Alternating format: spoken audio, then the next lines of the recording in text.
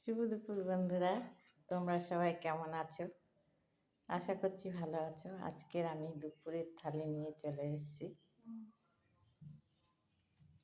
কি আছে দেখো, ভাত তো থাকবেই, একদম গরম ভাত, গন্ধরাজ লেবু, বেগুন ভাজা, পেঁয়াজ, ধনেপাতার বড়া, শসা কেটে দিয়েছি। আচ্ছা, চিকেন হয়েছে, চিকেন কষা, আমের চাটনি, এই দেখো যেটাতে ঢেলেছে সেটাই দেখিয়েছে, কাজু কিশমিশ দিয়ে, তার সঙ্গে পাঁপড়। এটাই আজকের মেনু।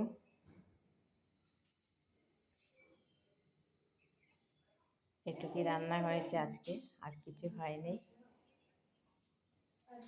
আজকে এ অবধিই থাকলো।